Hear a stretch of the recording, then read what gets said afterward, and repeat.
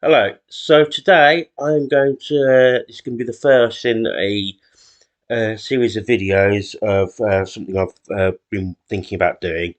Is some of my favourite record covers, and I say record generally because it's not just going to be albums in the case of this first one, but record covers are really what got me into doing this kind of artwork, collage artwork. And I'm going to preface also that not all of these are going to be collage. This one is, but not all of them will be collage. But this one, I thought I'd start with the band that really started it all off, and I ummed and ahed about which one to do. Um, and I thought I'd start with because they have so many great inserts. But the thing is, I actually cannot find my original vinyl of this particular record or any of my Dead Kennedys ones. I don't know where I've put them. So in this case, it's going to have to be. I'm going to have to look up and yoink the images off the internet. But this should still be good enough. Some of them in the future, I've found some of my vinyl, so there's going to be some record covers in the future. You'll see the actual physical vinyl, but this is one, or CD in some case, or even maybe even cassette if it comes to it. But in this case, I thought a good quality scan of it would work. Do Let's see if I can zoom it in a bit. So this is Dead Kennedys In God We Trust Incorporated EP. Now, the funny story behind this is actually Winston Smith came up with this, and I've seen the actual Golden Cross because he did an exhibition in London. And what it is, it's actually a 3D cross that he made. This Golden Christ here is actually came from, I think, came from a bowling trophy. And so this is like a wooden cross he made, and he wrapped money or images of money around it. And if you can see here, if you zoom in, there's got a barcode on the top with 666 written on, um, printed in it. And from that comes from actually from the actual idea that actually within barcodes you see, I don't know if you see three lines that go down the left edge, the middle, and the right, and they all correspond to the number six. So I think that's why he put that on there. But the idea behind it is Biafra, Jello Biafra from the Dead Kennedys, out of the time of the Dead Kennedys, saw this piece and loved it so much that he actually apparently really he created the record specifically to use that on the cover, which is a nice reaction to have, really. Now I can't remember. I don't know what fallout came from it in America. Now America being as especially areas of the Bible Belt being as religious as it was, I can't see it being having a good reaction.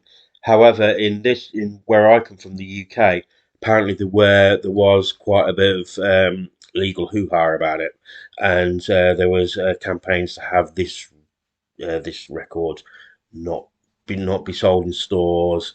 Um, people caused quite a lot of kerfuffle about it, so a lot of fuss. So it's a very strange reaction to from a very big public reaction to what was essentially before them was probably considered a very small band.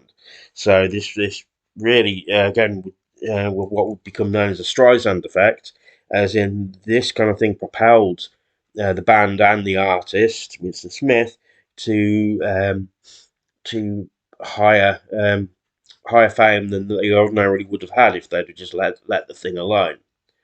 But on the surface, when it comes to actually the content of the record, it's also a really good record as well. A lot of very short songs, fast songs. There's a good video of them of the band actually recording the video, the EP, and it's almost like they're. I don't know if it's like they are recording it live, but they're or they just then put over the tracks on or whatever they're doing. But you can see them actually just performing the songs live, and you can hear them talking between some of the songs as well on the actual record. Um, so yeah, it's a really good record. And of note is also and of note of the actual songs. The ones I like the most are Moral Majority, Nazi Punks. I won't swear on the actual video. Nazi Punks F off, and also we've got a bigger problem now, which is like a kind of jazz inspired redo of California Uber Alice, but involving the election of Ronald Reagan. But the back cover is interesting as the front, as it should be.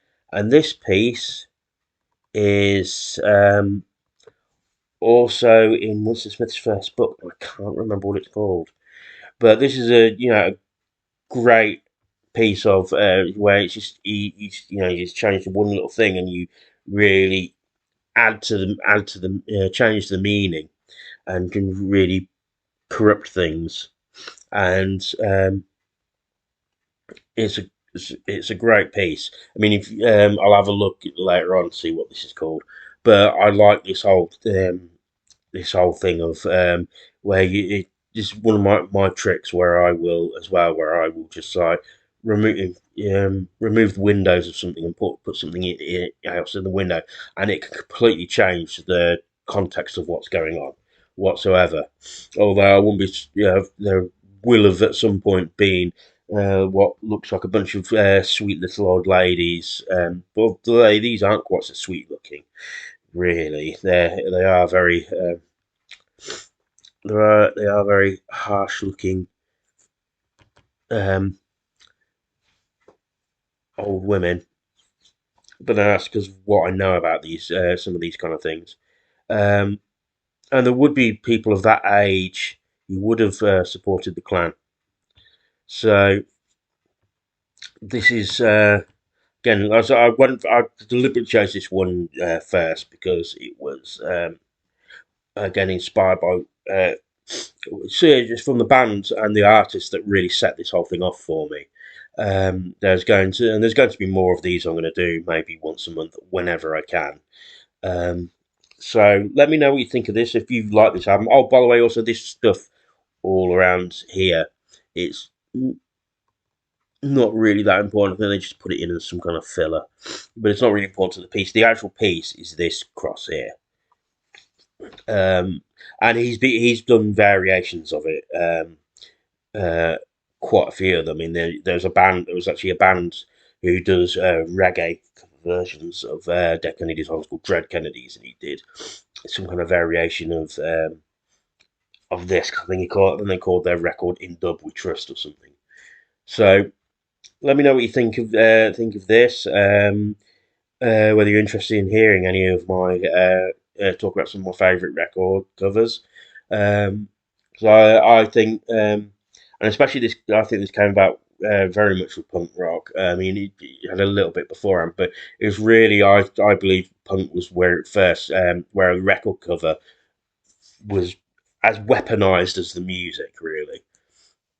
And I'm going to go into that a bit more with Crass when I do one of their records, one of the record covers. And again, that's one where I'm having to um, check. I'm having to go. Oh, which one do I do? I may do more than one, especially with this band. Especially if I can find my actual vinyl. The trouble with doing the Crass ones is that these are massive gatefolds where it's like about that could fit like six 12-inch records on. So these are end up being like about 2 foot by 2 foot by 2 foot by 3 foot. So I'll definitely have to. It'll be very difficult to hold my camera up over that, and I'd have to put that out on the dining room table. But we'll cross that bridge when we come to it. But if indeed I do, so like I said, like, share, and subscribe. My description has my link tree, which has all my merch links and my socials. And of course, talking about record covers, I would be amiss if I didn't put in a shameless plug of, I'm very happy to provide artwork for record covers for any bands out there.